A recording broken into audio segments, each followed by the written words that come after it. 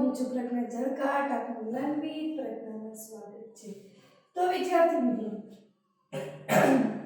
આજે આપણે ધોરણ 6 ચેપ્ટર નંબર 12 ગુણોત્તર અને પ્રમાણનો અભ્યાસ કરીશું, જેમાં ઉદાહરણ નંબર 7 નો અભ્યાસ કરીશું। ઉદાહરણ 1 થી 6 આપણે આગળના વિડિયોમાં જોઈ શકીશું। જ્યારે ઉદાહરણ નંબર 7 શું કહે છે, રકમ જોઈએ તો કૃતિ અને કિરણ વચ્ચે ₹60 ને 1/2 ના પ્રમાણમાં વહેંચો। ગુણોત્તર આપેલ છે 1/2, તો 1 કોને લાગુ પડશે? કૃતિ, અને 2 કોને લાગુ પડશે? કિરણને। મતલબ કે આપણે કહી શકાય કે 1 ભાગ છે કૃતિનો મળશે, 2 ભાગ છે કોનો મળશે? કિરણનો। તો આવી જ રીતે કુલ ભાગ કેટલા થાય?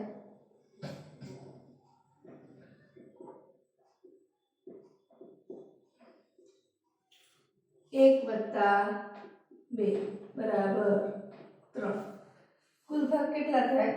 3।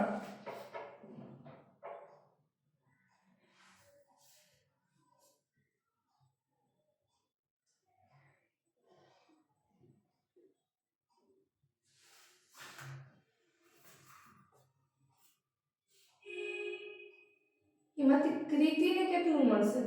3 માંથી કેટલા ભાગ છે કૃતિ પાસે? તો કે 1। 1/3 ગુણ્યા કેટલા રૂપિયા થાય? 60।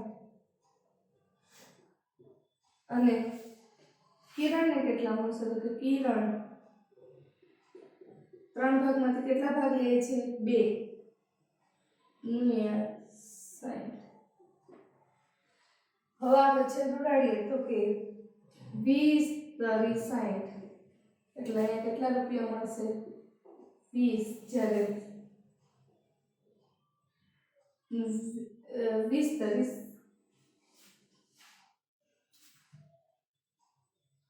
60 ગુણ્યા 20 દુ 40,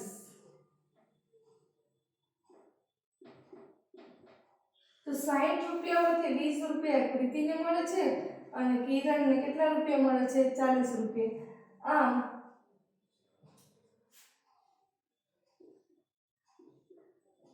કૃતિને ₹20 અને કિરણને ₹40 મળશે।